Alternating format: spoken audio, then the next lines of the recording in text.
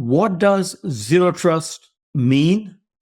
And how does it relate to, or how do you implement that in the context of access control? So zero trust is an interesting concept. It was, as far as I can tell from reading about the history of the term, it was introduced to try and contrast with a kind of exactly the problem that SolarWinds ended up having, where you had this perimeter model and you prevented people from coming in through the front door. But should they come in the front door, they had kind of ready access. They were either out, or if they were in, they were trusted, which allows all this lateral movement. And zero trust is just assume, like by default, you're probably a bad guy. And I'm going to just assume you're a bad actor and that you have malintentions and you don't belong here until you affirmatively prove to me who you are and that you meet my requirements for interacting with my data, right? And so that's the zero part. I am not going to trust you until you prove yourself trustworthy. And when it initially was introduced, it was, I think, super important because it was a contrast to this default. Now, like a lot of things in cybersecurity, a lot of vendors, we're guilty of it ourselves. You get a term and then the marketing team goes wild, and marketing teams everywhere are like zero trust, and soon everything is zero trust. Just like everything today is AI, right? To the point where it becomes almost meaningless. So I often tell people at this point, zero trust almost means prevention in the sort of identify, prevent, detect, respond, remediate, that framework. Yeah. It's hard to pull apart zero trust and prevention to me, because in the industry, it has kind of become almost interchangeable.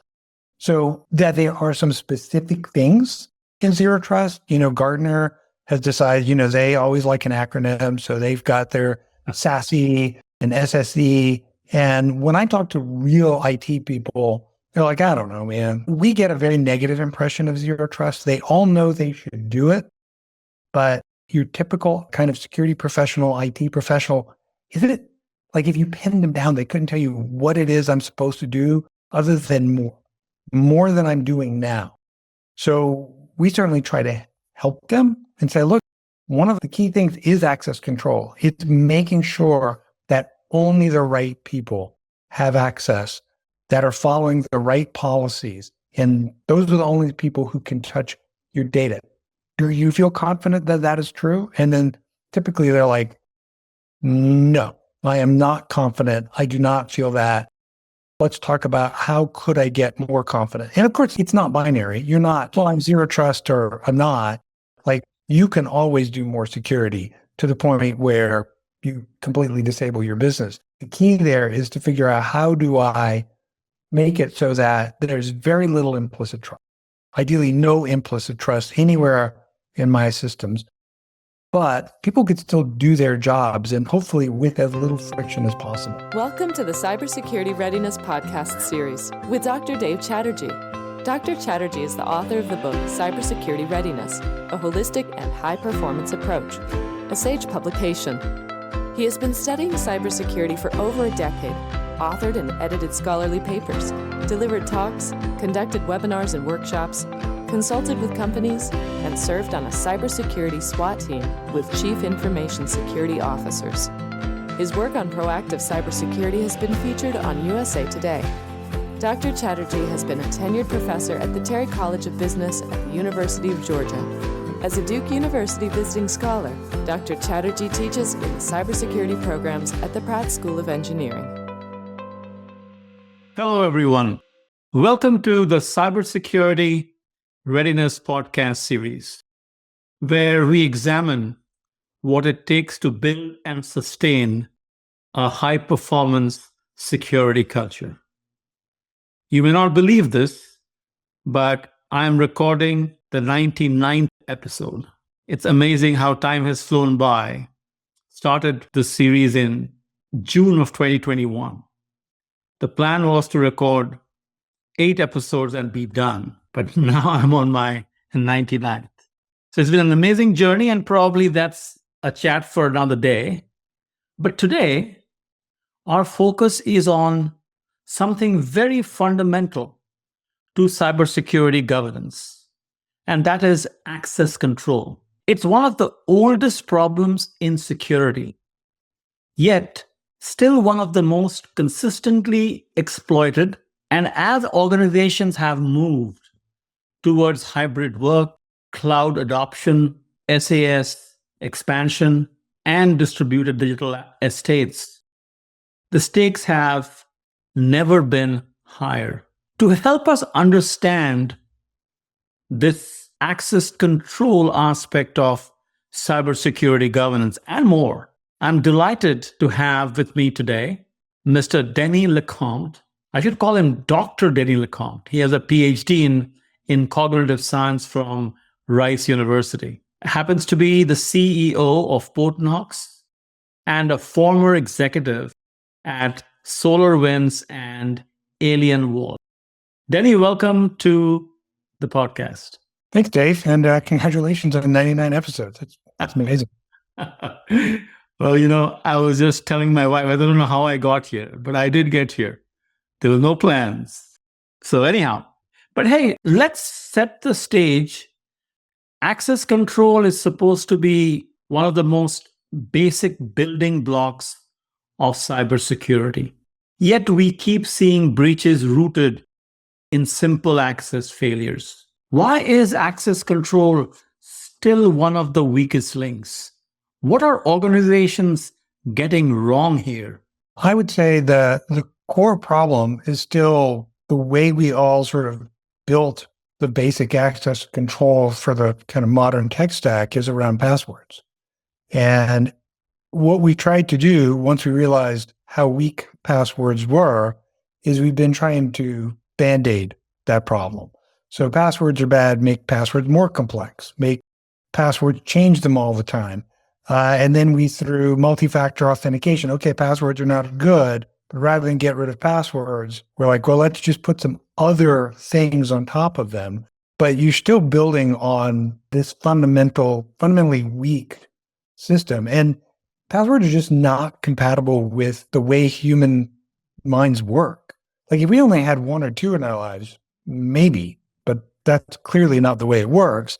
Even your average sort of non-tech person, if you work in a company and you use technology at home, you've got dozens, maybe hundreds of these things. And if you're at a company, you probably interact with a couple of dozen applications in any given week.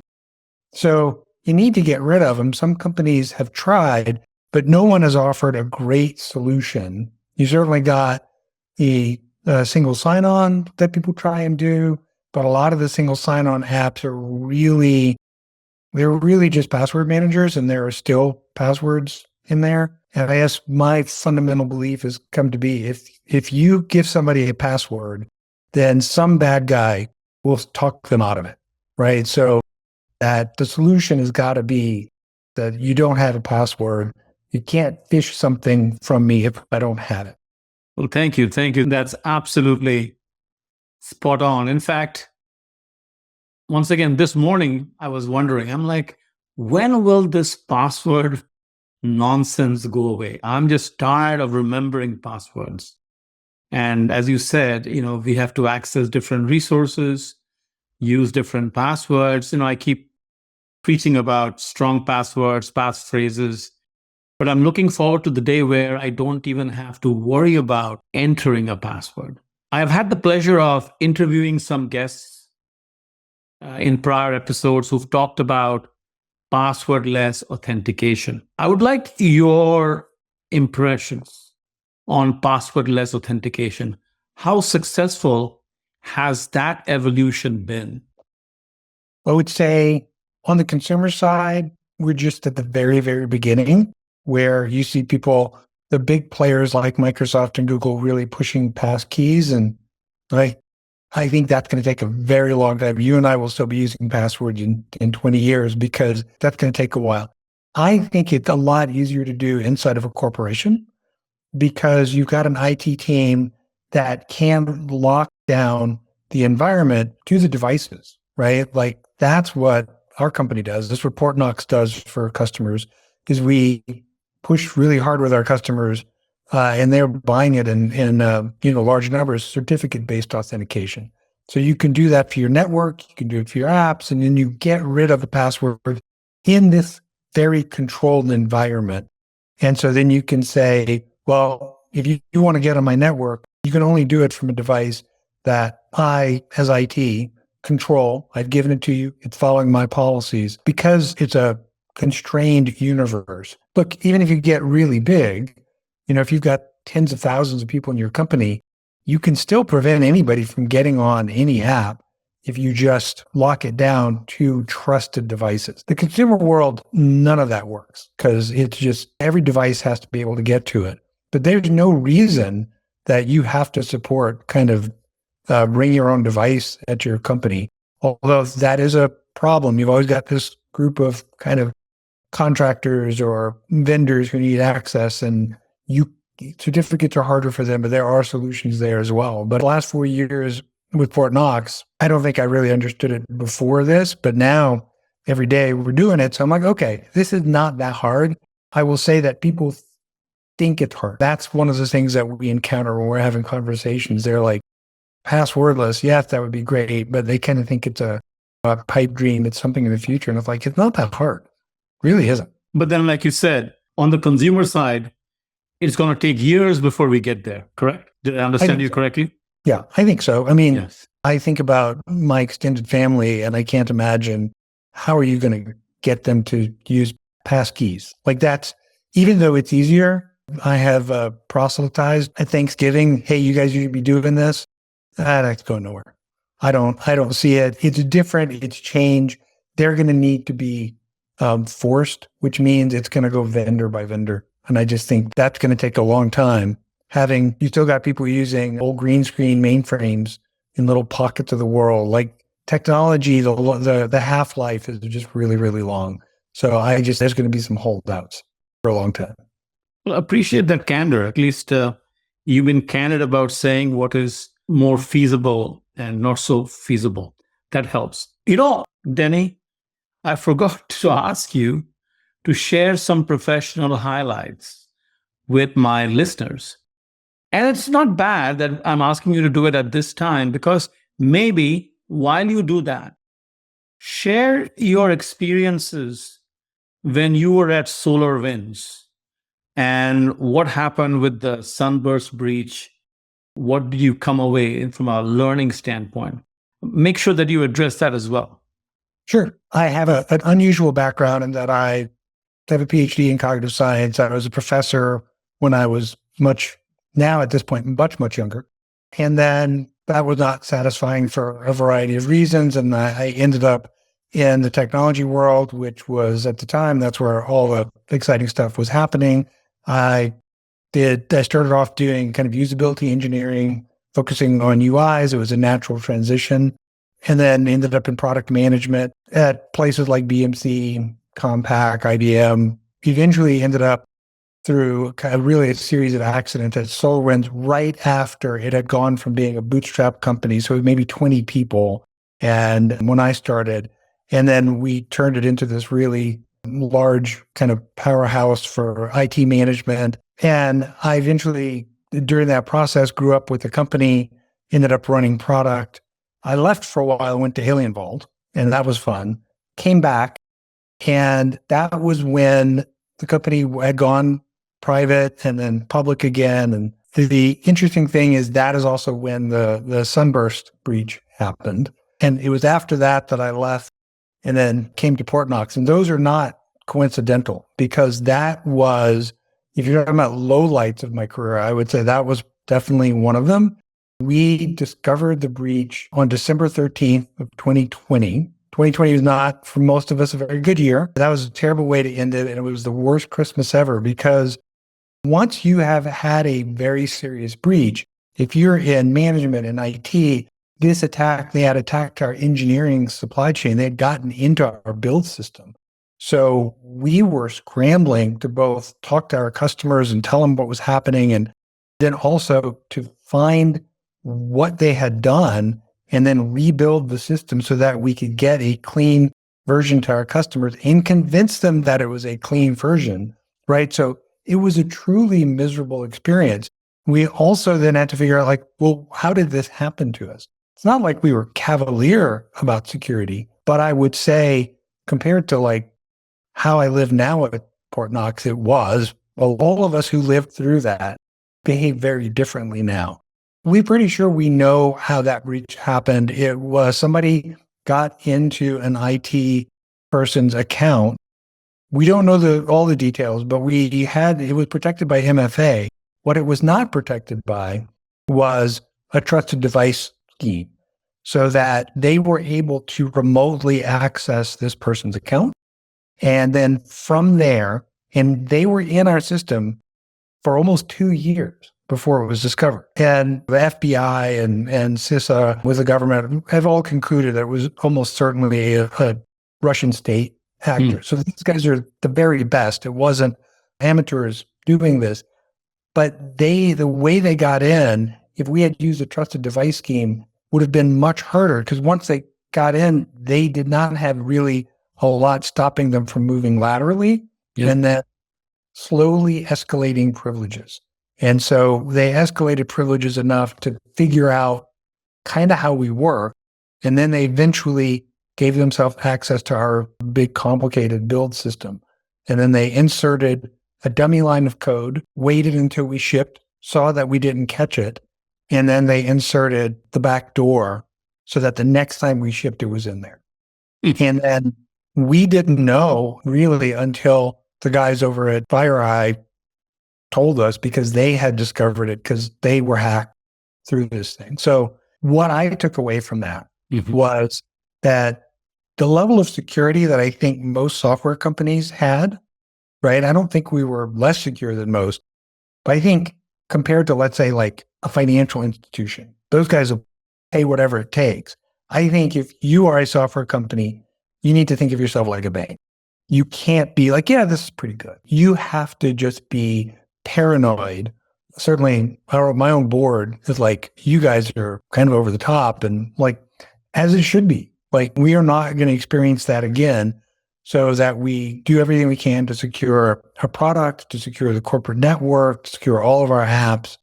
But one of the reasons I had a choice of different companies when I took this job, and I took Portnox because the mission sort of made sense to me. Like, no company should have to go through this. It's unpleasant for the employees. It also costs our investors a bunch of money. It cost our customers a bunch of money. And it cost anybody who had any kind of equity, any of the SolarWinds employees, our equity was worth less. So everybody lost things. They lost time, they lost money, and this is preventable. And that's kind of how we think about it. Like, you can't prevent all hacks, but you can reduce the footprint or your exposure a ton. And so that's kind of the mission. Like, when we talk about it, that's the mission statement. We're here to prevent companies from getting hacked. Well, thank you for that. That's very helpful. In fact, as you were sharing your experience and some of your takeaways, a couple of things came to mind. First, I think your example really highlights the severe consequences of breaches. And they strike at the heart of a business. The reason I say it this way is because over the last several years, I have been trying to bring about a change in the executive mind shift. So they look at cybersecurity as a strategic enabler, as a strategic competency, not just at the cost of doing business. Because then there is more excitement, more motivation, more interest in thinking through the different aspects of cybersecurity governance, thinking through why access control is so fundamental to cybersecurity governance, what would allow the organization to have a robust access control. That's the kind of thinking that needs to happen at the C level, at the CEO level, and then percolate throughout the organization. In fact, just before this recording, I was at an executive briefing session with a client of mine. The CEO was in that session, and they were trying to get a feel for my recommendations, my guidance. And one thing that struck me very pleasantly was how involved, engaged, and animated the CEO was and the CEO became. He at one point said, I like the fact that you're recommending that we have a CISO, but how about we create a virtual CISO team, not a virtual, a CISO team comprising of senior leadership from different functions. So we all play a part in securing the organization, securing the network, securing the ecosystem. And we all start appreciating and owning and being accountable for securing strategic assets.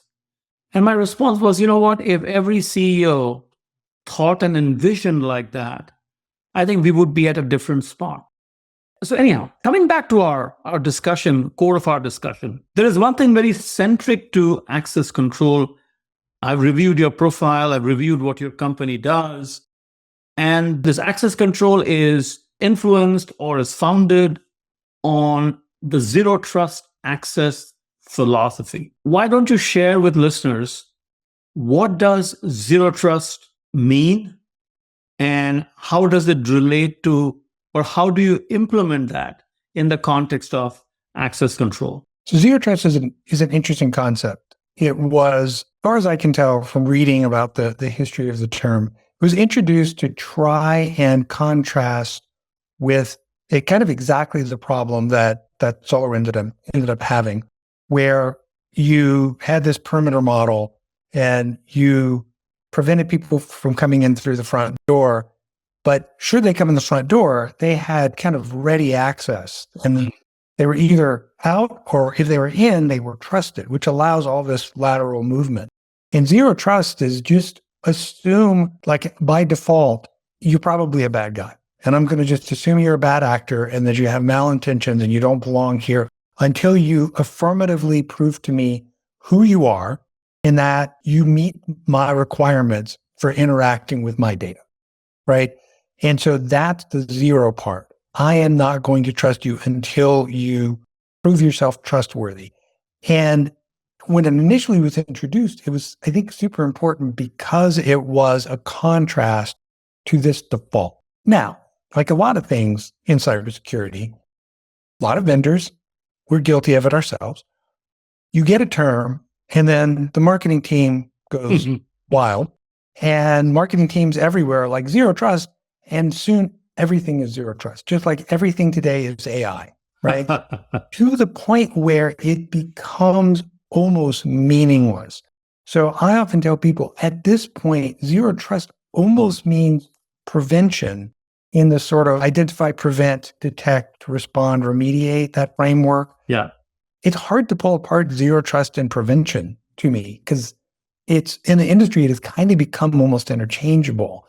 So that there are some specific things in zero trust. Gartner has decided, they always like an acronym. So they've got their SASE and SSE. And when I talk to real IT people, they're like, I don't know, man, like what all that.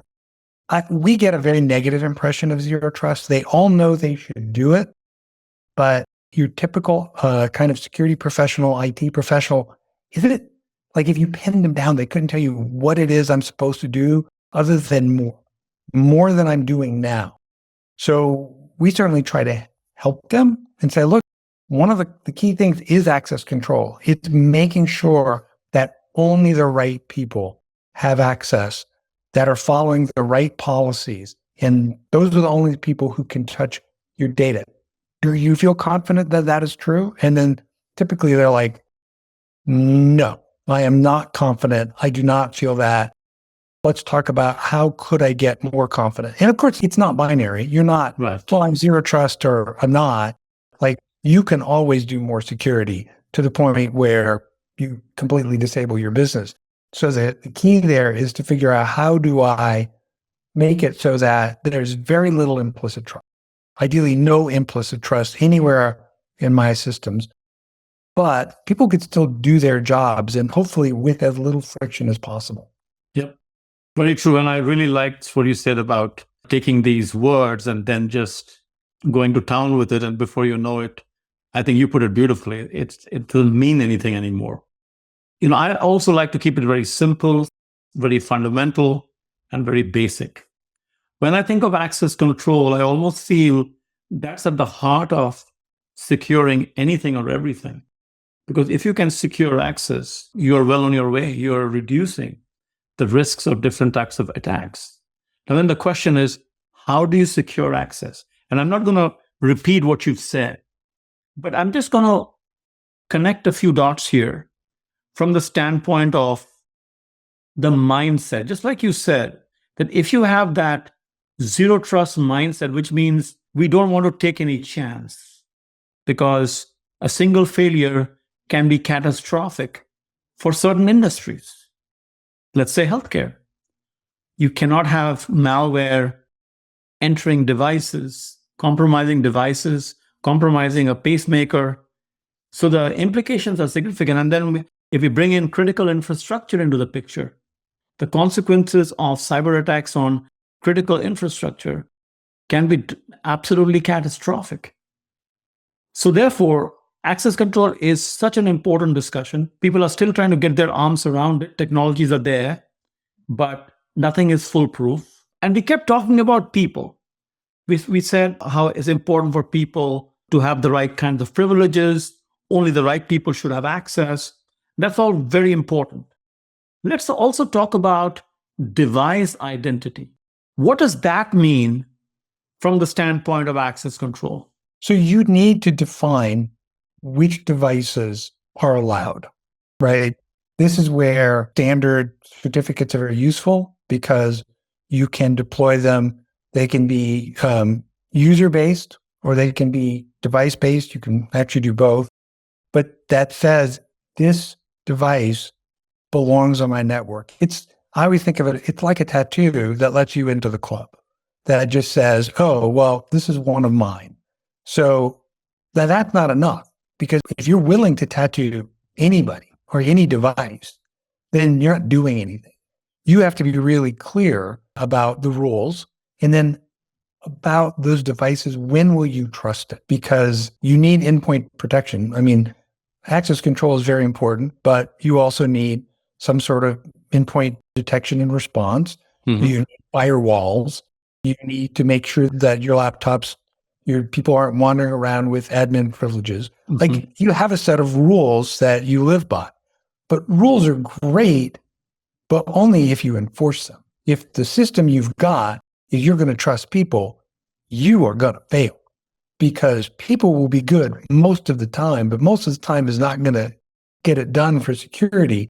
People are going to click on links. Mostly they will catch the phishing, but sometimes they're going to click. And people will do dumb things on their laptops. So you need a system that just assumes that humans are going to fail because that's just part of being human. And so who do you let on your network? Which devices?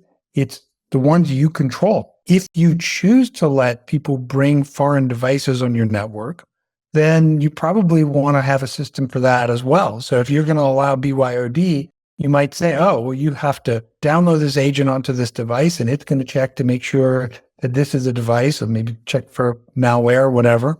That's kind of how we think about it. And I keep saying laptops, but obviously not only laptop, because I would say almost every customer we have, Internet of Things devices, are just as important. Yep. Every office has smart TVs and cameras and all sorts of things, which almost none of them are built with security in mind. They are just notoriously porous and easy to attack. And so you need to make sure that only the ones that you have approved are on your network. And I think most people don't realize just how most people don't know what's on their network, because we get customers and we're helping them on board. And it is a process of discovery for them to figure out, like, what is this? Like, why is this on? And so they have to, and there's no automated thing. Usually they're like, I don't know what this is. I got to go talk to so-and-so in this department. So that sometimes we see rollouts take a long time and we're like, well, it's not a technical problem. It's a human-to-human problem. This guy wants to know, why is this even here, before they sort of bring it into our system and say, yes, this is approved and this is the VLAN where it belongs and all that. But it is interesting when you watch this with customer after customer, you're like, it's the Wild West before they introduce a really hardcore access control. They don't know what's going on because they don't have the tools to have that visibility, much less control. Yeah, it's interesting. You had mentioned Wild West. I remember once having a discussion with a senior leader of a healthcare organization who, out of sheer frustration, he said something along the lines, I really want us to get hacked because that's when I know where the vulnerabilities are, because we are overwhelmed with our own networks plus access to other networks, plus all these IoT devices. It's very difficult to put our arms around all the devices that we have and we need to secure. So that is a huge challenge. And I don't think the challenge is going to go away anytime soon. It just demands continuous inventory checking and all that goes with it. It's like 101 cybersecurity governance. You need to know what you need to protect before you can protect them. So let me ask you a question. So what happens if access control was built around devices and people were eliminated? And what I mean by that is, if I want to access something, it is my device that will have to go through a verification before I'm granted access. And I don't have to go through any kind of verification. How idealistic is this thought?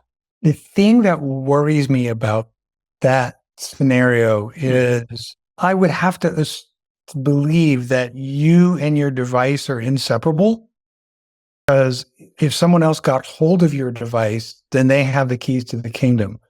The way we implement things for most customers, you must have a trusted device, but there's also an identity element, so that I know that Dave goes with this machine. Mm-hmm. And then I know that based on, let's say, his intra-ID groups, that this is what Dave has permission to. So that we're not an identity provider, but we tie into Okta or Microsoft, or Google to establish, okay, here's a set of security groups that give you permissions.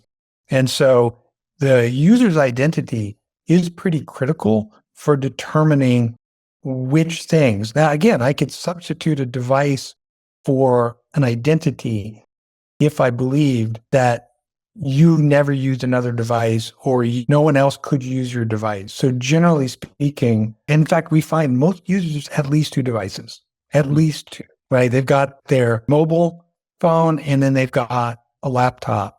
And if you start talking about developers, they might have three or more, right? Oh, I've also got my dev machine. And then other things like sales engineers often have, again, like a demo machine that they use for doing things with customers. So people have a lot of devices, because when we're estimating it for customers, we're always like, it's about on average 2 per person.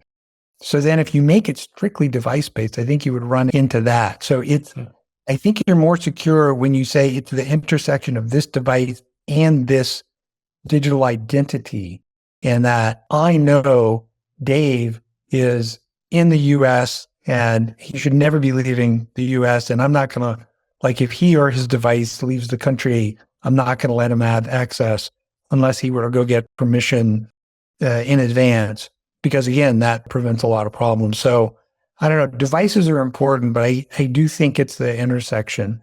But that scheme would make life a lot simpler, I would say, because IT manager's world is very, very complicated. And there's a lot to secure to do both at the same time, but it does keep things tighter. Yeah. And I was coming at it from that standpoint, is like we talked about at the very beginning, that I wish we were in a scenario where we're in a world where we didn't have to remember passwords. We didn't have to reset passwords.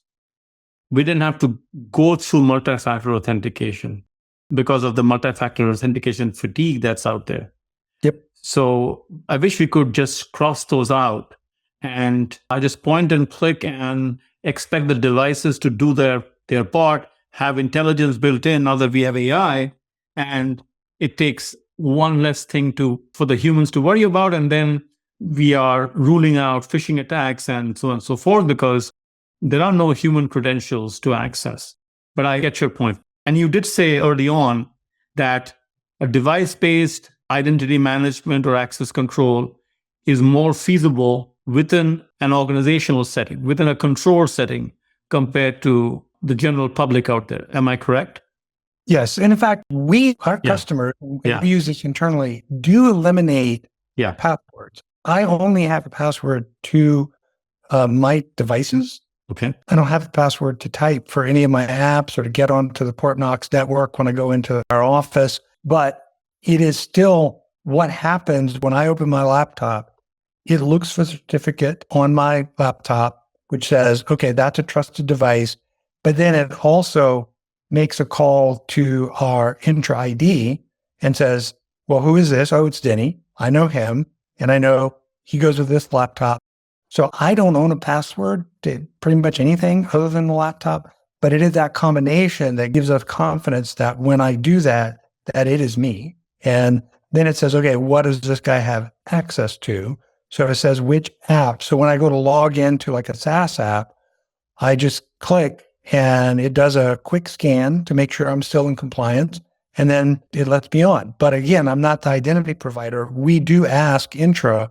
So we're getting in the middle of that Intra ID access. So you do have to have SSO. We add an extra layer of security on top of that so that we can completely eliminate the passwords. That's good to hear. But then, you're talking about a scenario where you don't have to enter passwords for any applications relating to your work.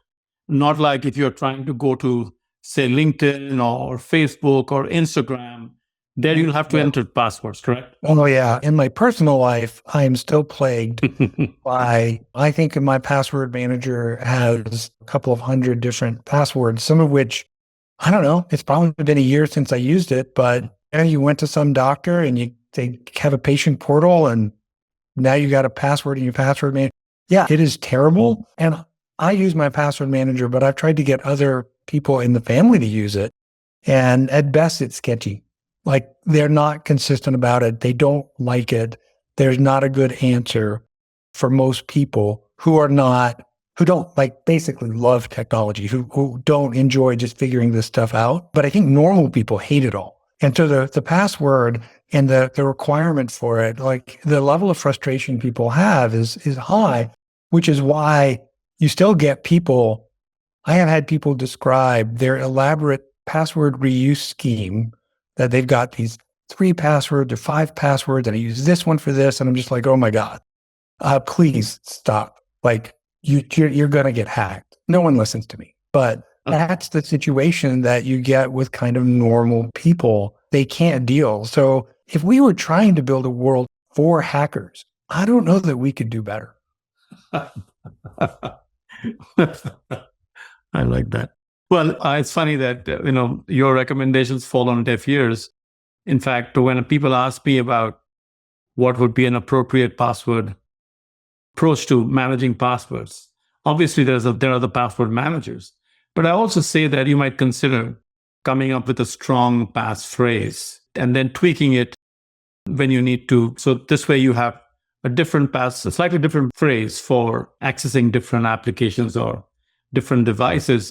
But then you're not writing it down anywhere. You're just remembering it. And of course, if you forget, you reset. That's rather better than putting it down anywhere. So that's what I say, but I don't know who listens and who doesn't.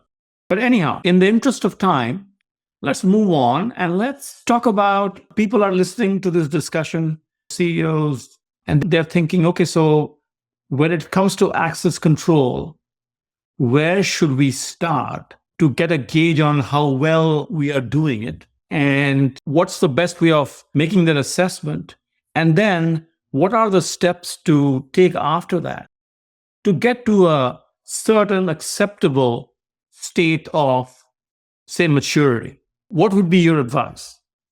I think the 2 things you have to look at are kind of your network and the devices on your network, and then your applications, right? And that kind of is going to end up covering everything, especially there might be fuzzy things that it's not an application, it's not your network. Like there are people who still are using just biofolders and they're storing stuff there. And then you've also got access to things like servers. Like, hey, if I'm just going to get to this Linux server, how do I make sure that only the right people can get to that, or just get to network devices. So those are probably like devices like that, or servers, applications, and then the network itself. And I think first thing, as with everything, is figure out, well, what is my situation now? Who has access to what? Do I know?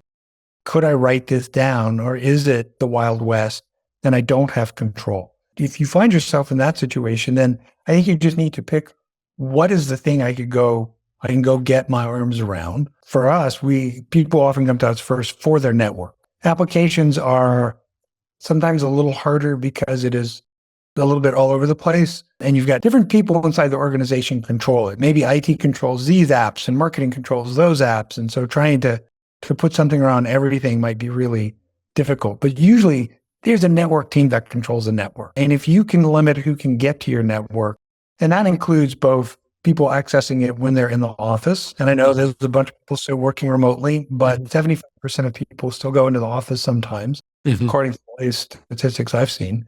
Even when they go into the office and they get on wireless, are you just using some shared passkey, which shockingly people still are? So your exposure there is pretty high. Can someone walk into your office with a Wi-Fi box that they bought at the Best Buy and plug into an Ethernet port and be on your network?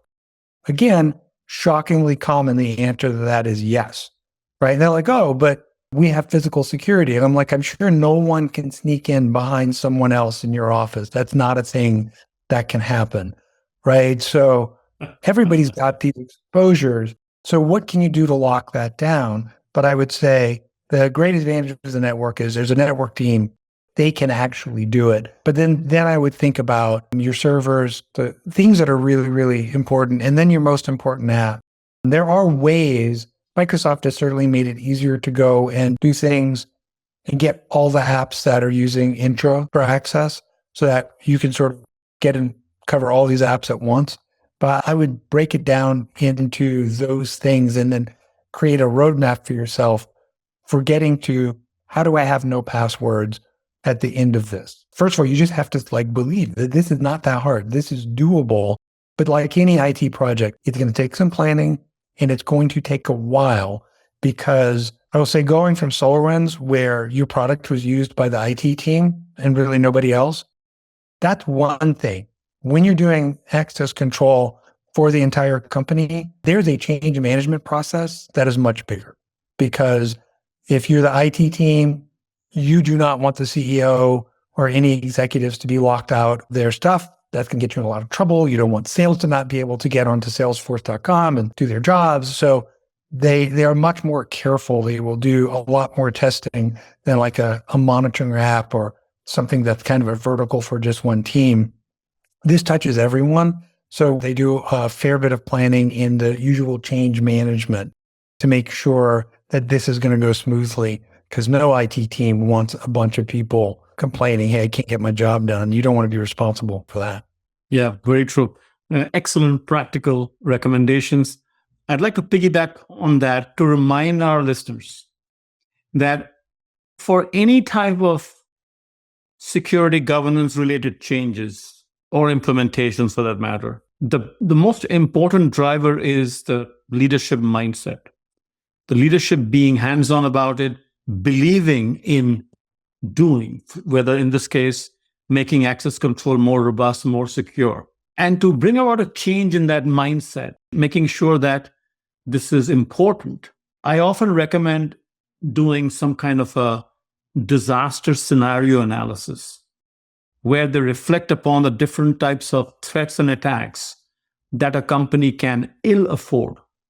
Going back to my discussion with my client this morning, the CEO made a statement, said, I wouldn't like these major healthcare providers, if for even a second they felt that their data wasn't safe on our servers, we are dead. We don't have a business. The moment he said that, I said, well, that's a great starting point. Now, then the next question is, so how do you ensure security and safety of the data? How do you ensure the network through which that data travels is secure, is encrypted? So I think that's how one has to approach access control from the standpoint of business survival, the competitiveness of the business. because that will make it a more of a motivational goal. And then you will go all out to identify what the vulnerabilities are, where are the exposed areas, what are the undetected devices out there. There are tools out there that's going to help you do it. And that discussion might be for another day. But it has to be a mix of applying the right tools, using very robust processes. And this has to be a continuous process. You don't do it once and then you assume you're good to go, because the hackers, the attackers, they're constantly trying to look for loopholes, explore different possibilities, come in from your vendor networks. So unfortunately, access control is not limited to your organization's domain. You also have to ensure that your partners are doing their part to secure their devices, to secure their networks. So it's a big challenge. It's not easy, it's not simple, but you can only do it. You can only take it on and be successful if there's a strategic buy-in here. So that's what I like to emphasize.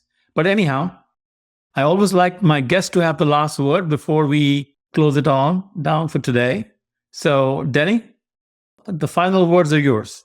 What I always like to tell people is that you need a system that is going to deal with the way people are, and that humans are fallible, and that when you're designing your system for security, at no point should you just depend on people doing the right thing. They're going to fail. And you need a system that doesn't punish them for that failure and doesn't punish the organization for that failure and let things through. You just have to assume that you're going to build a system that accommodates humans the way we really are. Well, thank you so much, Denny. It's been truly a pleasure. Thanks, Dave. Appreciate it. Great conversation. The information contained in this podcast is for general guidance only. The discussants assume no responsibility or liability for any errors or omissions in the content of this podcast. The information contained in this podcast is provided on an as-is basis with no guarantee of completeness, accuracy, usefulness, or timeliness. The opinions and recommendations expressed in this podcast are those of the discussants and not of any organization.